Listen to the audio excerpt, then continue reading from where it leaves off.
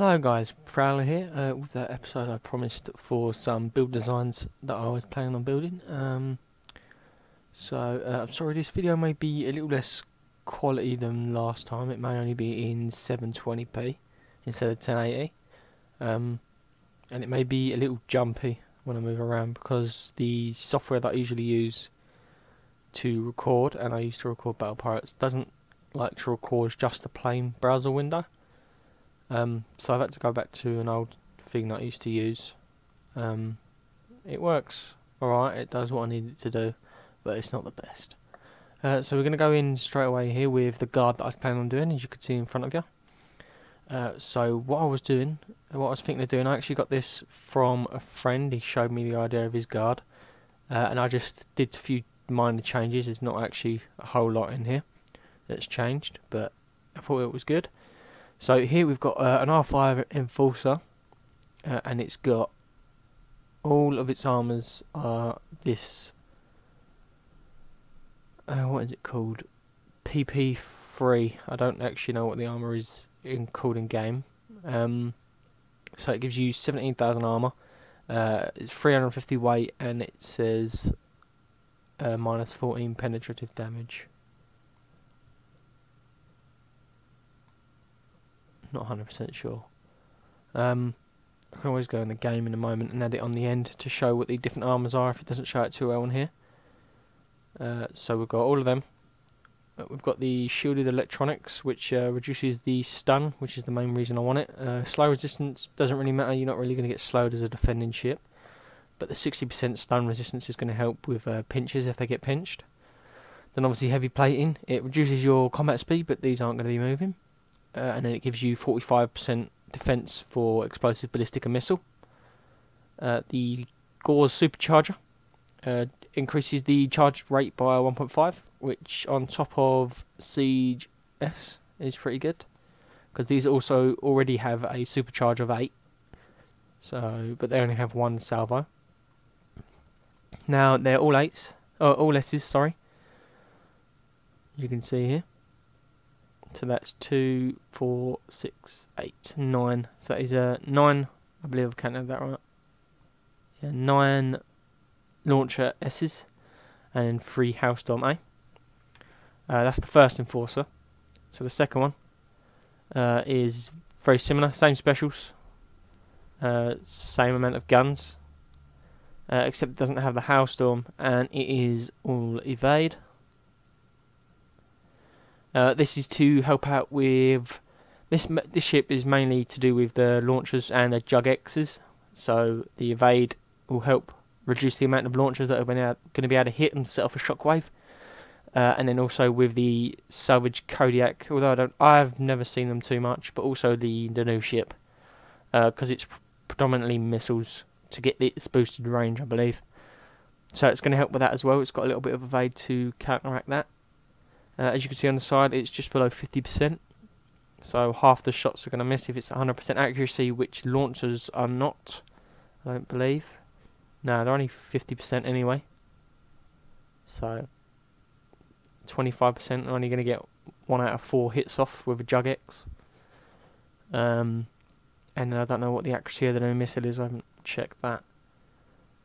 So, and then the next one is going to be an R5 Atlas. Because I only went and decided to get 5 Harlocks, just because I didn't think I'd need any more. So I've got a Harlock. I've got a Harlock fleet with 4 ships. So I've got 1 spare, so I'm going to throw it in a guard, and it's going to have 6 Hornet UAVs. This will help with Juggernauts as well. It's also got shielded electronics. It's got the chaining for UAVs and increases the damage as well. And then it's also got the heavy plating. This doesn't have any armor. I suppose it's not just for weight mostly. It's going to sit in a little corner somewhere where they're probably not really going to target it. And if they do, it doesn't really matter if it dies, because they've got plenty more to deal with. And then we've got obviously the exact same here, but instead it's going to be an R5 normal Atlas, but exactly the same guns and specials.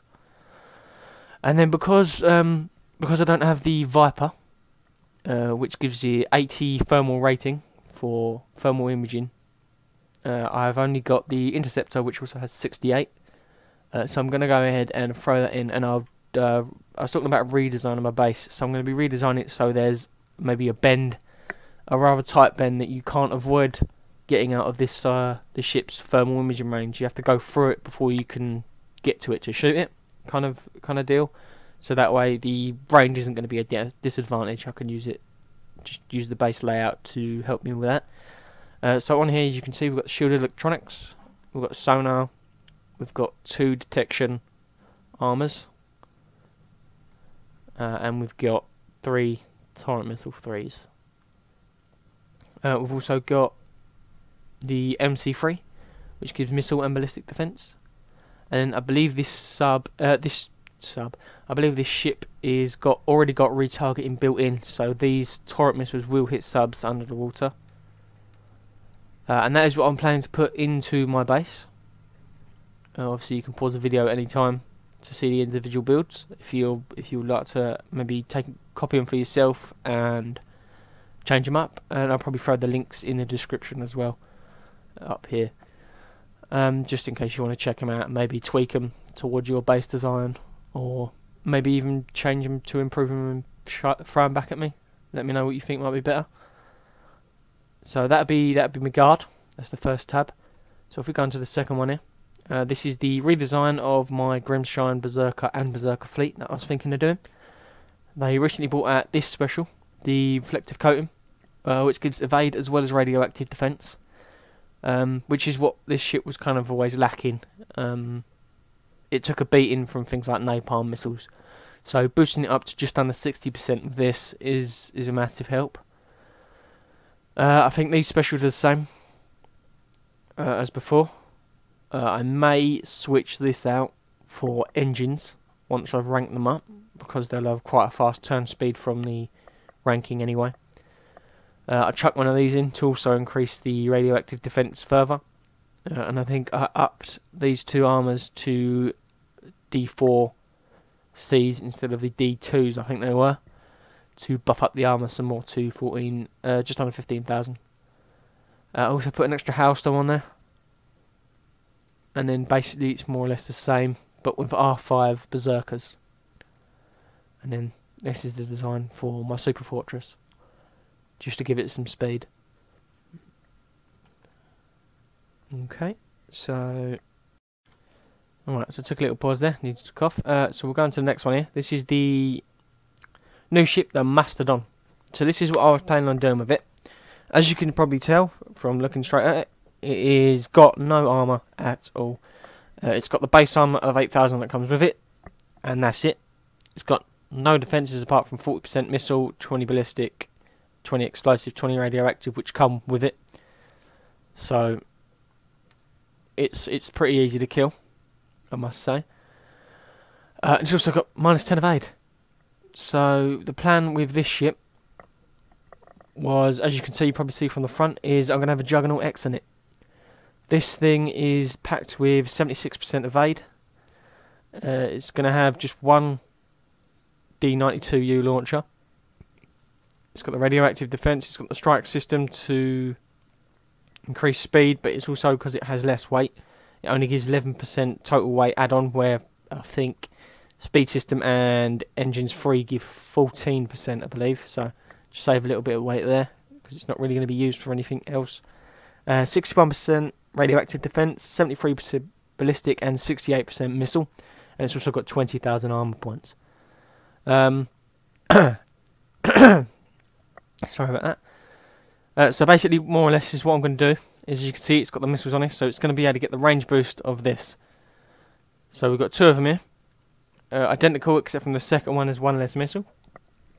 And they are more or less going to stack together and sit behind this, while this takes all the pounding from the javelins, the brimstones, the Deadeye executioners and the executioners, the enforcers and all that in the guard. They're going to sit there, and it's just going to take it, and hopefully it should hold out for long enough to get around the base, while these just sit behind it, taking no damage and pounding on the putting in the damage towards everything there.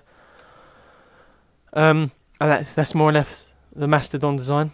I probably could add a few more things. I've just noticed here that I've got Dock 10. I do now have Dock 11. So I could probably add another one of these missiles in. Whereabouts are they? Is that them? Yeah, that's them. Add another one of them in maybe. What have we got? We've got we've got D5Es here. So you can't up the armour anymore on this. Maximum armour. I guess just chuck another missile on. Oh, we can't. It's maxed out. Okay. What could we do then? I guess hailstorms. I suppose. Copy that. Yeah. Hailstorms. Can we fit in some bees? Not that I ever really see a use for them, but why not? I don't think we'll be able to fit any C's in. No, we won't. Okay.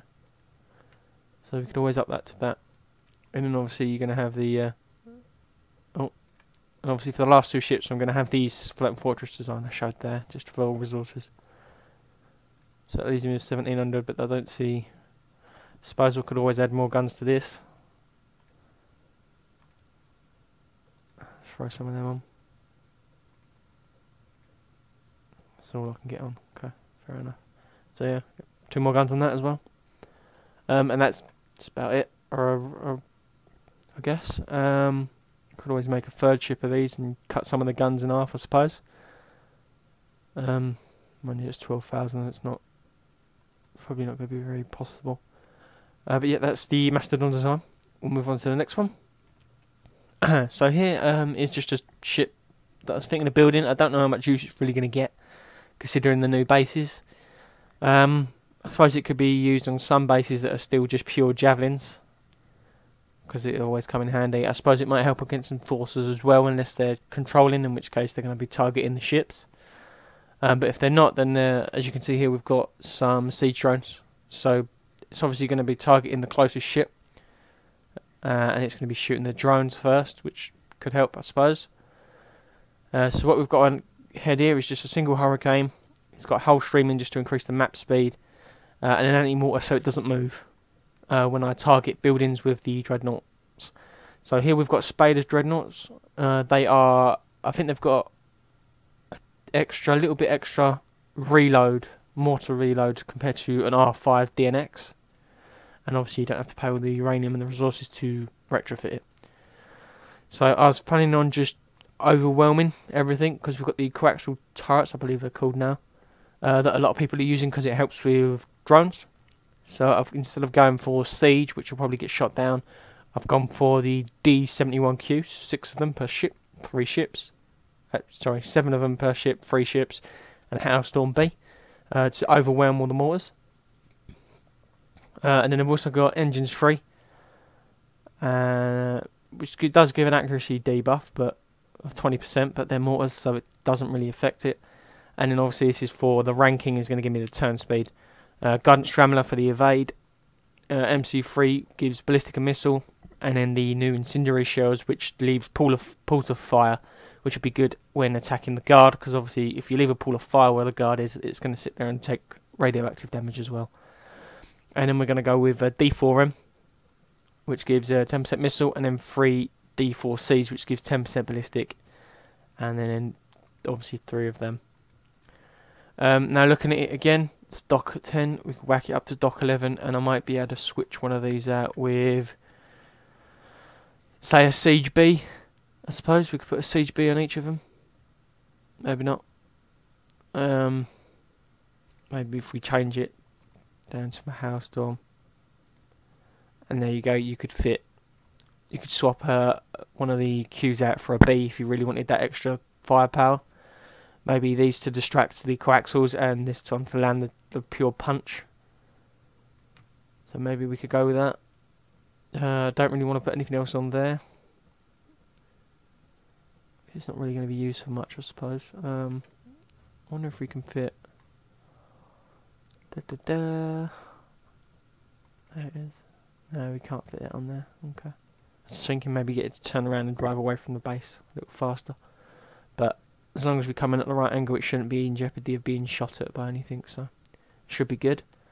And basically that's the Spaders DNX design, so we'll go ahead and move on to the next one. So this is the next one. This is the one I'm currently working on, and this is the Juggernaut X build. So here we've got 3 Juggernaut X's, the usual Super Fortress and the Highlanders Nuclear Cruiser. This is, I currently showed you in the previous video, this is already what it's got on it. So it already has speed system, it already has the whole stream, and it already has 1 Hailstorm, so it's not going to move.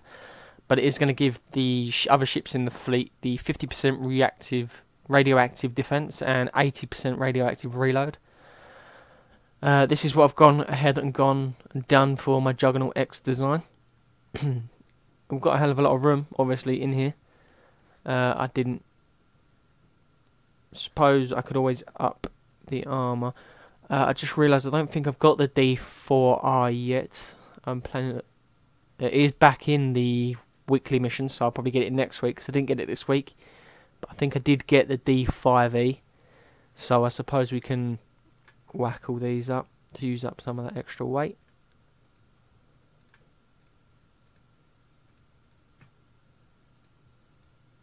Okay, and I did change this up. Obviously I didn't save the new link, but I'd swapped this to strike system because it doesn't give an accuracy debuff, which, because 50% accuracy on the S is bad enough.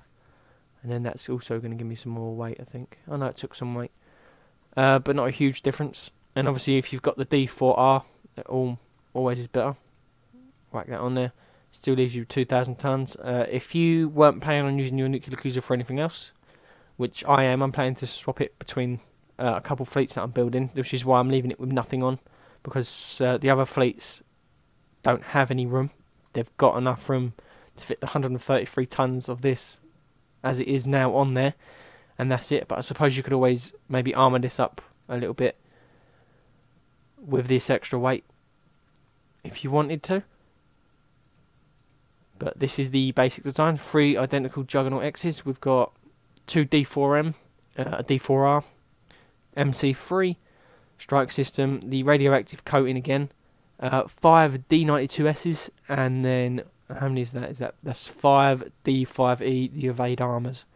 As you can see on the right, it gives you 68% missile defense, 73% ballistic, 61 radioactive. I don't know what that is, plus the 50% from the Highlanders Nuclear Cruiser. Maybe it takes you up to about 80. I'm not 100% sure. Then obviously we've got 76% evade, which is going to help a lot with enforcers. It's not going to help at all with, what's it called? UAVs from Harlocks. But mostly from what I've seen, people are using missile and ballistic, which is why I've got them on here to help defend against that. Some bases, some of the higher places have clocked on though and started using the new explosive damage drones. They've got a little less range, but as you can see from this, typically this design here and most other designs that have higher evade and less defences, they're going to have no explosive defence, so you can just true straight through them. So for now, this is what I'm going to be building. I may refit it later to maybe up the explosive defense if I start noticing more people using the explosive damage drones. But if not, this should work for now. As you saw in the shipyard, I'm building the first one of these. I'm going ahead and building it with all its specials and armour first. Because the guns take like a week on their own, and it takes 11 days to put everything else on. Plus there's a lot more resources required just for the guns compared to everything else. And that's going to be that. That's going to be that fleet. Obviously, I'm going to need to rank it. It's going to be a bit hard because launchers do the explosive, the shockwave, and the shockwave doesn't actually give you XP towards veteran-y experience points towards your ship ranking. Any damage that shockwave doesn't count.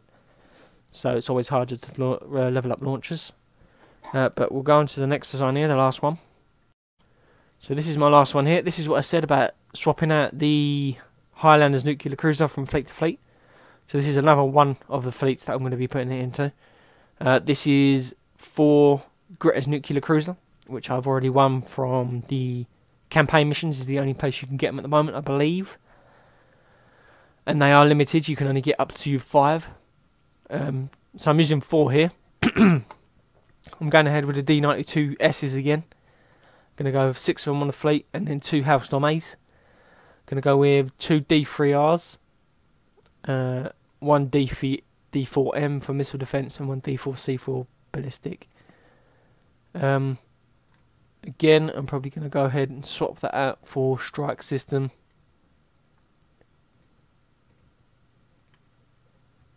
Just because I can. And then that's already on Dock 11, good. And then we've got the MC3 again, and then the Gauze Supercharger again. So it's only got 10% evade, which is probably not the best. It's got 62% missile, 60% ballistic, 50% radioactive, plus the 50% from the Highlanders, and then 80% reload from the Highlander. Not too sure how it's going to do, honestly. Comparing it to some of the other fleets that we've gone through today, I don't think it's going to do particularly well. I suppose we could always add some Bs on here to take up that extra weight. Copy it across. That'll do. But hey ho. I haven't built any nuclear cruiser fleets yet because I just didn't have the time. I was building other things like my Grimshines Berserker fleet, which I still haven't finished. I've still got 1 ship to build, and then I've also got to refit the specials on them. So that's a forever going build. But I thought if I'm going to build, if I'm going to get the time to build a nuclear cruiser fleet, I'm going to go. Might as well just go with this design, just so I have it more or less. And might as well get the better ones while we've got them. So I believe that is it for this video, though. I'm not too sure how long it is. I hope you all enjoyed it though, and I hope these fleets helped you. If there's any other type of fleets that you might want me to design and show, or if there's any upgrades and changes you might be able to recommend to do with the fleets that you've seen in this video, be sure to let me know. I'm always looking for improvements to make myself stronger, get into some more bases, make some more cooler videos. But yeah, if you made it to the end of the video, then I thank you for watching, and I hope you enjoyed, and I'll see you next time. Goodbye.